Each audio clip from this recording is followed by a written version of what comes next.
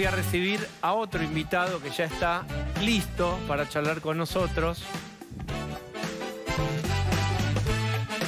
¿Dolarizar o no? Esa es la cuestión. Javier Milei, ¿cómo estás?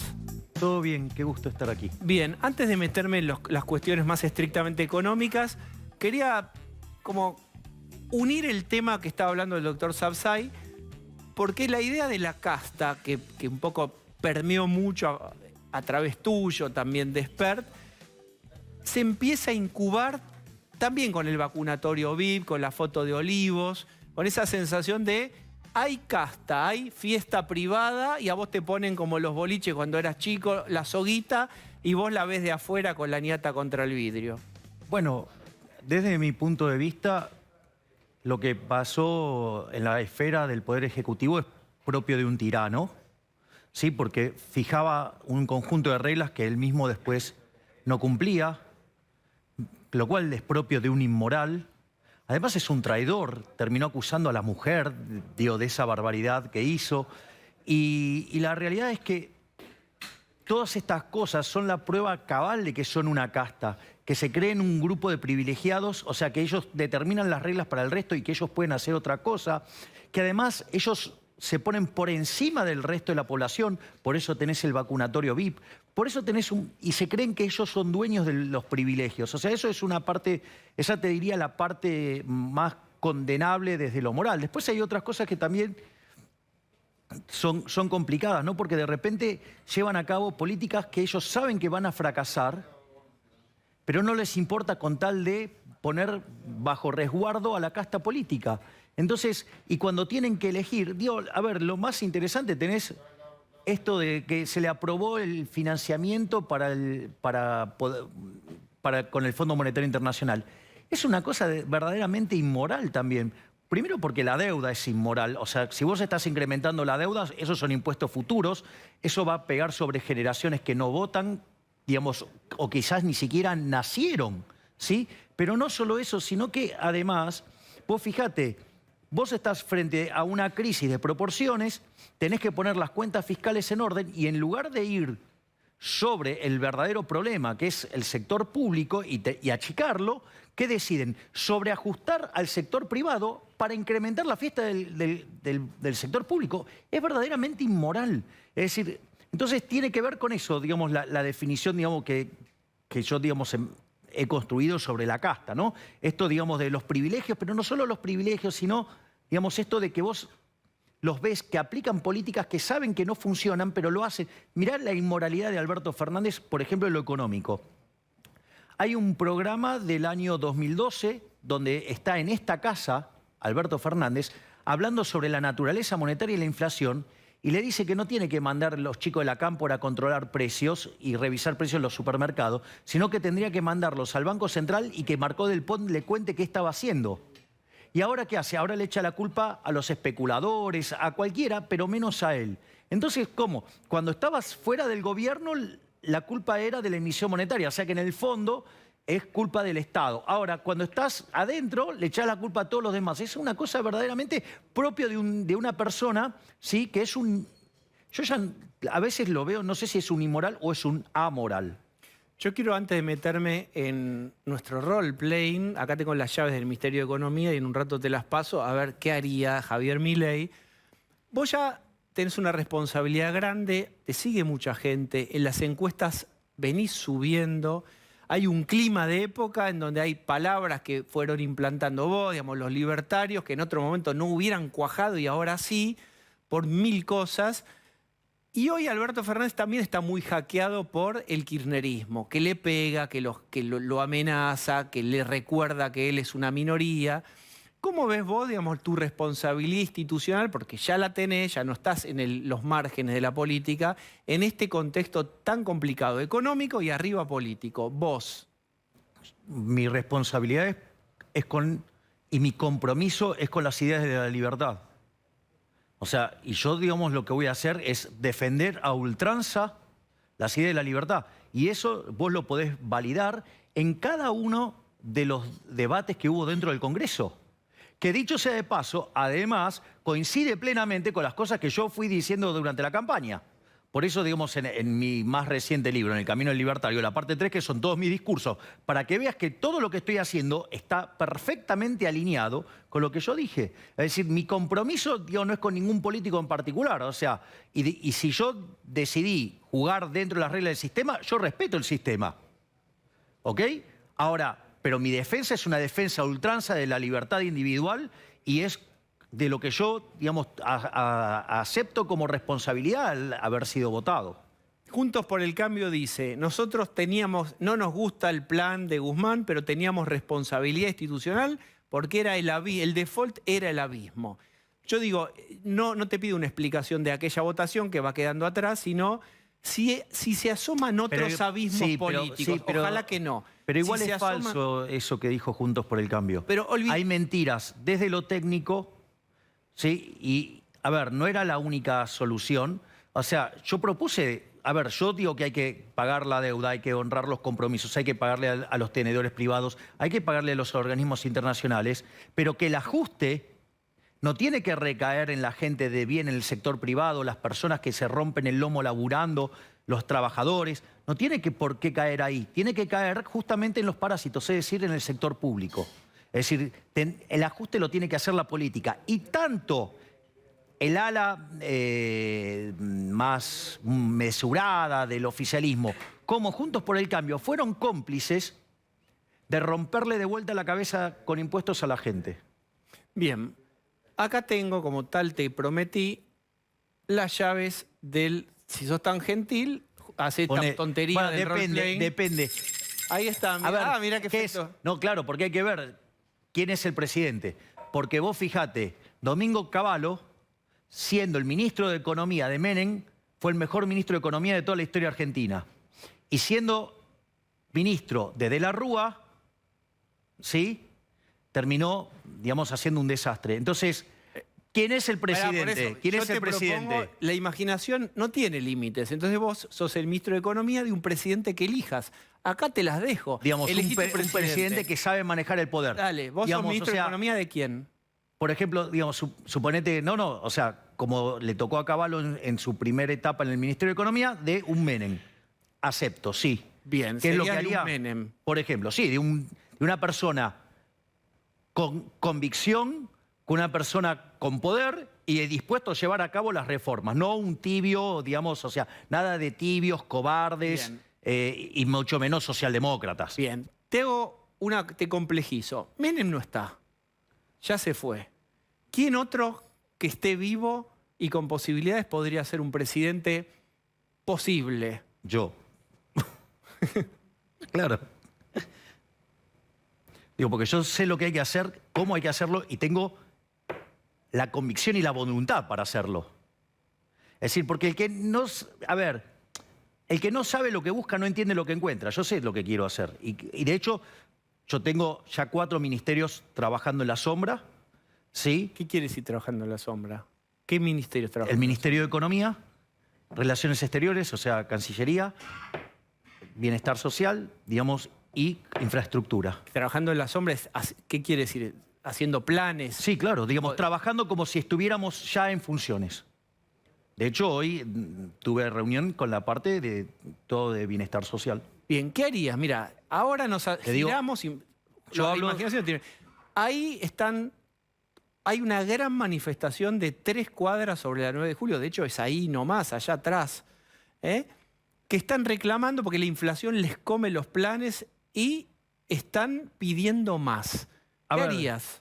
A ver, el problema es que la economía hace más de 10 años que no crece. De hecho, el PBI per cápita que hoy tenemos es 14% inferior al que teníamos en el 2011. De hecho, este PBI per cápita está en línea con el del 73, 74. Y no solo eso, sino que además, ¿sí?, vos tenés el nivel de productividad de los años 50. O sea, Argentina tiene un problema de crecimiento económico. Y lo que vos tenés que resolver es el crecimiento económico. ¿Pero qué les dirías? Porque, digamos, una cosa es lo posible, una cosa es como el mundo yo te digo cuál es el programa económico, digamos, que yo impulso. Sí. Son 3 familias de reforma. Las reformas de primera generación tienen una reforma del Estado que implica bajar el gasto público sin castigar a los vulnerables, para bajar impuestos. Una vez que haces eso, flexibilizás el mercado laboral hacia adelante para no vulnerar los derechos de las personas que ya tienen sus derechos y abrir la economía. ¿Echás miles de personas? No, te estoy diciendo justamente que no. Es decir, tenés muchísimas partidas para cortar el gasto público de donde roban los políticos y que básicamente no tocas ni un solo plan social ni echás a una sola persona. Bien. Eso constituye las partes de la reforma de segunda generación. Pero vos fíjate que estoy diciendo, baja del gasto, baja de impuestos, de hecho la reforma impositiva ya la tenemos diseñada. No solo eso, sino que además lo que tenés es reforma del mercado laboral hacia adelante, apertura de la economía y en simultáneo una reforma monetaria y financiera que arranca cambiando el sistema financiero que tenés hoy, que de encaje fraccionario, a una que sería una banca Simon. Bien, te tiro... Marca libre, Sí. competencia de monedas y a la postre terminar eliminando el peso. Ahora, ¿qué es lo que Eliminando pasa? el peso, Claro, exacto. dolarizando. Bueno, es que esa es la discusión. O sea, yo digo que hay libre elección de moneda. Libre elección de moneda, ¿no? Es decir, que vos elijas la moneda que se te da la gana. Yo lo que creo es que los argentinos ya eligieron su moneda, es el dólar. O sea, pero si vos querés dólar, euro, franco suizo, oro o lo que sea, a mí me da lo mismo. Pero yo tengo una pregunta. ¿Me puede, o sea, y todos los que están acá, ¿alguien me puede decir cuánto está el blue? 202, 201, 203. ¿No? ¿Todos están de acuerdo que están, todos están en 200? ¿Sí? Sí, no. O sea, todos los que estamos acá sabemos que está en 200. La pregunta es, ¿quién me puede decir cuánto está la onza de oro? Nadie sabe. Ok, Nadie- listo, digamos, o sea... Pero está bien, a ver, déjame ver. Pero ¿sabes El lo que te acabo- Salvador, No, pero, Ecuador, pará, ¿sabes lo que te Panamá acabo- dolarizaron. pará, ¿sabes lo que te acabo Hay de mostrar? experiencias exitosas. ¿Sabes lo que te acabo de mostrar? Digo que todos pensamos en dólares. Todos los días vemos el precio del dólar. claro. O sea, por eso, digamos, el argentino va a elegir el dólar, porque él ya lo eligió. Y si en algún momento no le gusta, porque empieza a perder valor o lo que fuera, puede cambiar por otra moneda. Pero hay porque- que tener la cantidad de dólares para reemplazar Pará, los pesos. ¿sabes qué? Los argentinos tienen 400.000 millones de dólares en el colchón. Pero no te la van a poner a vos porque los invitan, Pero ya no, los pero invitaron no, 50 pero veces digo, y se no. quemaron. Pero el punto es que vos ahora, digamos, es como que tenés un blanqueo de hecho. Y vos vas a poder moverte y hacer transacciones y no te las va a poder, y no se va a poder intrometer en eso, digamos, el Estado. ¿Hay dolarizaciones exitosas? La de, por ejemplo, El Salvador, No, Ecuador pero o por Panamá. Ecuador, bueno, ¿Le va mejor? la de Panamá es... A ver, ¿qué pasó con la inflación en Ecuador? ¿Cuál es el país de América Latina que menos inflación tiene?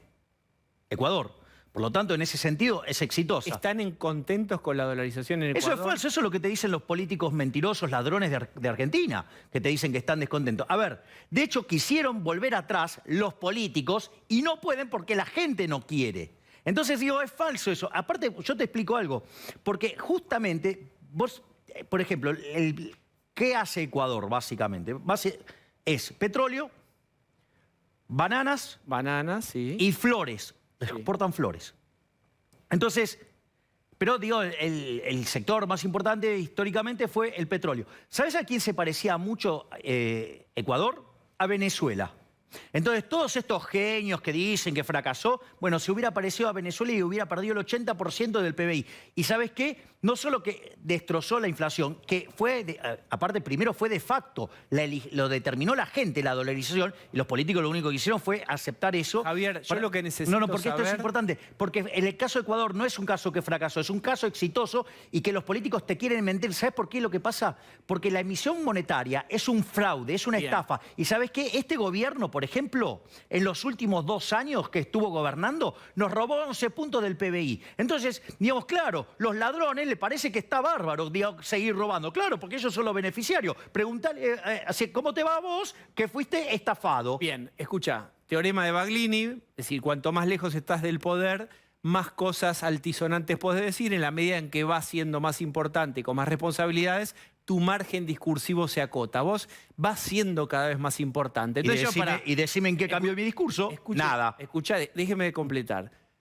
¿Vos querés dinamitar realmente el Banco Central o es una metáfora? En rigor, Sí. una vez que terminás con toda la reforma monetaria y financiera y que ya no usemos más los pesos y usemos dólares, oro, criptomonedas, lo que se le ocurra a la gente, y entonces ya el Banco Central no va a tener ninguna función, digamos, o sea, entonces yo creo que ese edificio hay que dinamitarlo y que queden los escombros. y dejar los escombros para que la gente nunca se olvide del daño que le hizo esa institución nefasta. Porque Pero, pero no es un chiste esto. Escuchá, por eso Diego, necesito saber si me hablas de verdad o vos querés armar un memorial con cascotes Sí. y una fuente. Sí, ¿sabes por qué? Porque cada vez que la inflación pasó el 20%, Argentina perdió 1,58 de crecimiento. Si eso vos lo corregís en la historia monetaria argentina, el Banco Central nace en 1935, en 1946 se nacionalizó. Bueno, eso implicaría que tendríamos, si corregís la parte monetaria, tendríamos que tener un PBI per cápita como el de Estados Unidos. ¿Pero por qué no le das independencia al Banco Central en vez de dinamitarlo? Pero que vos sea te crees- autárquico y listo. ¿sí? ¿Y cómo crees que era durante la convertibilidad? No solo que era independiente, sino que además tenía una regla monetaria súper fuerte. ¿Y qué pasó? Cuando los políticos se quedaron sin financiamiento y no nos podían robar más, ¿qué hicieron? Dinamitaron la convertibilidad, ¿sí? ¿Para qué? Para financiar. ¿Y qué dijeron? No, esta vez va a ser diferente. La inflación durante el primer periodo del régimen kirchnerista, 10%. La segunda, 20%. Después, 30%. Durante Macri, 40%. Ahora estamos arriba del 50%. ¡Ey! ¿De qué parte no entiende que los políticos son unos ladrones y que usan el señoriaje para estafarlos? Bien. Entonces sería una plaza, un memorial. Estamos hablando en serio. Sí, una vez que está terminada la reforma, y vos liquidaste, ¿sí? los pasivos del Banco Central honrando tus deudas, ¿sí? Con lo que tengas en el activo y aclarando que las LELIQs, como eso debería haber sido originalmente deuda pública, eso tiene que ser rescatado con deuda pública. Entonces, ¿qué es lo que pasa? Ya no lo necesita más el Banco Central. Bien. Entonces, entonces hay que eliminar ese edificio y que quede las ruinas. Es decir, que la gente sepa que eso le costó en términos enormes de PBI per cápita, que era, que esa máquina servía para financiar a políticos ladrones que castigaban entre 25 y 30 veces más fuerte a los que menos tienen. Bien. Espera. Toma agua. Haceme este favor. Tomemos agua. No. Por favor, no está envenenada. No es paso, agua del Banco Central. Paso de largo, o sea... Mirá, te comparto esto. Dale. Veamos, quiero contarte. Le preguntan al PRO, a Juntos por el Cambio, por vos. Más que una amenaza, le preguntan por vos. Milei es un desafío y una apertura de cabeza que nos sirven Juntos por el Cambio. Esto le preguntan a Patricia Bullrich, que ya entró a este estudio, te estoy condicionando la respuesta, es una nota de La Nación. A mí no me condiciona porque en el fondo todo el mundo sabe del aprecio que tengo por la señora Bullrich y el respeto que tengo. Así es que, dejo de sentirme intimidado, siento, que llega una persona que además le tengo el máximo de los respetos. ¿Y te puedo decir algo? Diga. ¿Sabes por qué respeto tanto a la señora Bullrich? Porque este negocio de la política es un negocio muy complicado. ¿Y sabes qué? Siempre me dijo la verdad. ¿Y sabes qué? Eso yo lo valoro. Está Patricia ahí, no sé si el director... ahí está. Si alguien le da un micrófono, se produce un diálogo inesperado. ¿Se produce un diálogo? A ver, Patricia Bullrich. A ver, Hola, dale, Patricia. Hola Diego, Javier, ¿cómo les va? ¿Qué tal, Patricia? ¿Cómo le va? Estaba escuchando que ya estaba trabajando como si estuviese con ministros en funciones. Me parece una buena forma de trabajar.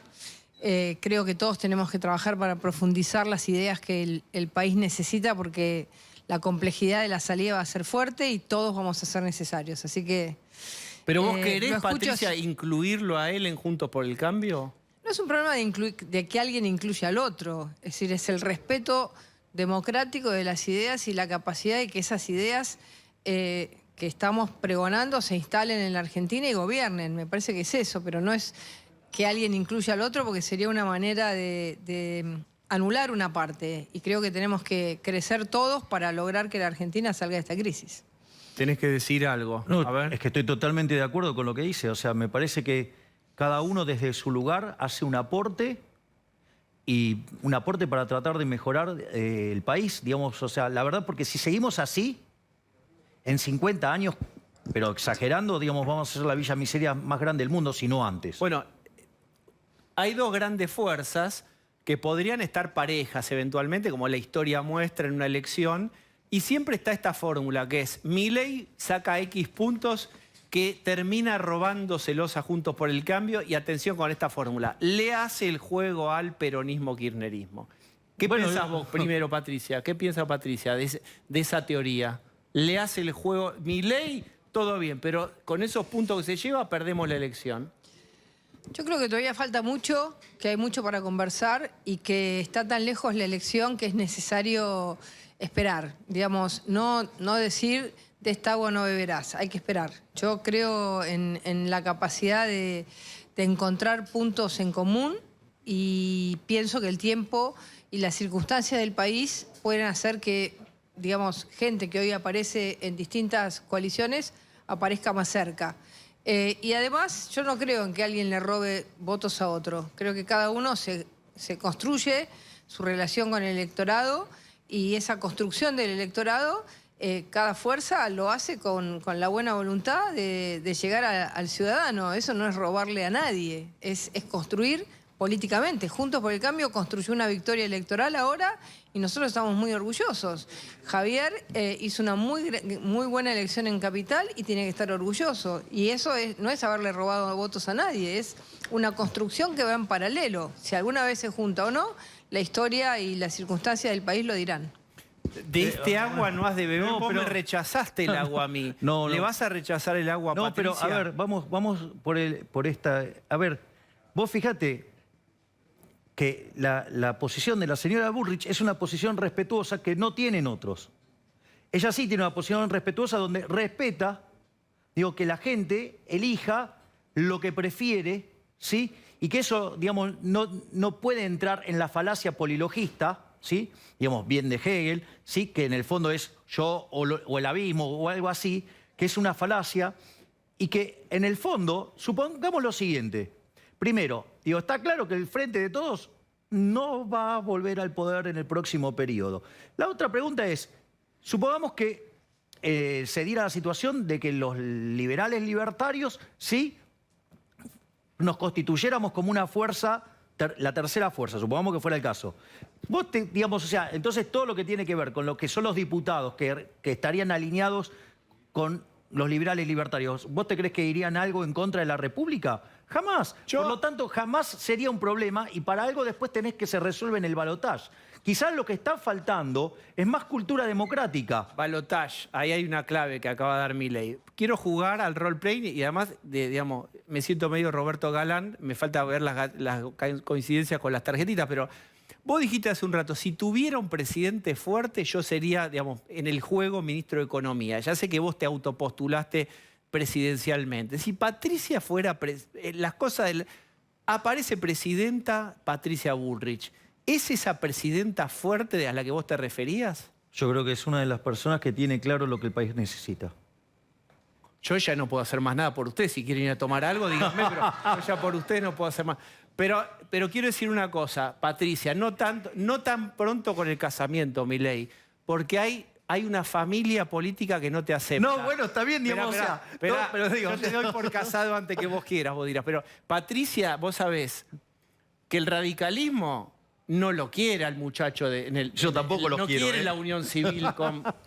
¿Qué hacemos con el radicalismo para poder tirar arroz? Bueno, de hecho... Y la coalición cívica también pone peros. A ver, yo he expresado, esto lo he expresado varias veces, yo dije que a Argentina se debe un ordenamiento ideológico, ¿sí? Y que de un lado tienen que quedar los colectivistas, del otro lado, digamos, los defensores de la libertad. Y cuando yo digo el lado colectivista, ahí están los radicales, que es la Internacional Socialista, ahí está la coalición cívica, más de izquierda, y para mí también están las palomitas, o sea, la Reta, Vidal, las palomitas tibias. O sea, yo digo, o sea, con esa parte yo no me llevo, porque además son colectivistas, o sea, casi que son kirchneristas de buenos modales. Pero después, digamos, cuando yo hablo de los liberales, cuando hablo del peronismo republicano, el peronismo federal, el menemismo, yo también digo, de este mismo lado, en mi visión, están los halcones, o sea... Y digamos, o sea, no tengo, digamos, o sea, como verás, o sea, tengo un diálogo muy amigable con la señora Bullrich, porque digo, o sea... Digamos, uno se casa con la familia vos no haces un inventario, se compra en lote y viene así. Bueno, vos porque estás poniendo restricciones, digamos, la vida política es mucho más dinámica. Bien, la vida política, Patricia, ¿qué pasa con el radicalismo? Es real, digo, más allá de la cuestión lúdica que estoy planteando, Realmente hay un obstáculo ahí en el radicalismo, realmente lo hay con la coalición cívica. ¿Cómo se hace con esta familia política ampliada? Yo creo que los obstáculos son una construcción política que se puede desarmar. Si nosotros pensamos en Juntos por el Cambio, en Cambiemos, 2 años antes nadie se imaginaba que el radicalismo podía apoyar a Mauricio Macri, que la coalición cívica podía tener como candidato a Mauricio Macri. Y luego la realidad generó una coalición, porque hoy el mundo de los partidos políticos cada vez tienden más a las coaliciones. Y hoy en la Argentina, de alguna manera, hay como, digamos, 2 espacios políticos. El espacio político del republicanismo, con tintes más liberales o menos liberales, pero del republicanismo, y el espacio político del populismo. Entonces, en ese marco, yo no cerraría ninguna puerta antes de tiempo. Bien, ¿puedo meter cizaña, que para eso me pagan también? El muchacho con el que vos estás por salir a tomar una cerveza quiere dinamitar el Banco Central y hacer ahí una especie de memorial. Y esto es real, vos lo escuchaste. ¿Qué pensás?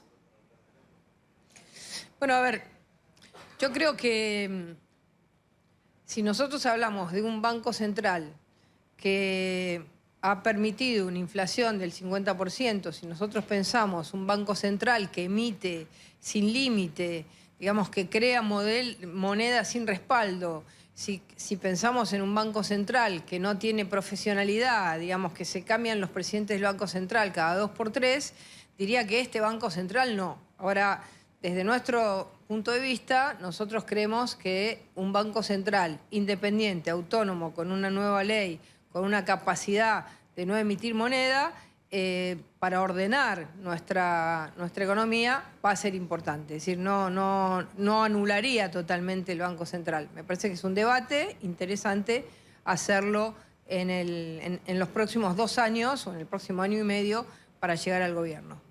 O sea, lo que hay que dinamitar, dice Patricia, es la mano de los políticos que se sirven del central. ¿Qué harías? Bueno, a ver, de vuelta, yo tengo... Con el Banco Central hay cuestiones de índole técnica y cuestiones de índole moral. Y para mí, además, las morales son más importantes que las técnicas todavía. Técnicamente, nosotros tuvimos un Banco Central muy independiente, digamos, durante la convertibilidad, que además fue el periodo de menos inflación.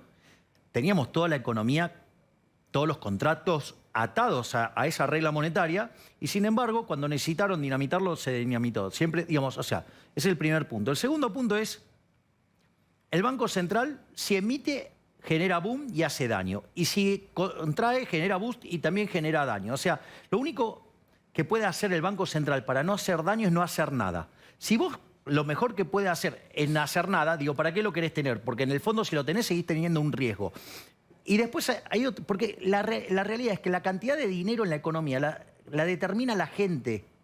Sí, la cantidad real de dinero, lo que verdaderamente se necesita para las transacciones. Entonces, lo único que hace el Banco Central es determinar la escala nominal cuando decide cuánto emitir, determina el nivel de precio. Espera, yo lo que estoy midiendo, vos me dis como economista, yo como psicólogo quiero hacer esta medición. Sí, pero hay más argumentos que tengo en contra del Banco Central. Porque está clara, me parece, tu posición. No, porque el argumento moral es más importante. Pues decilo.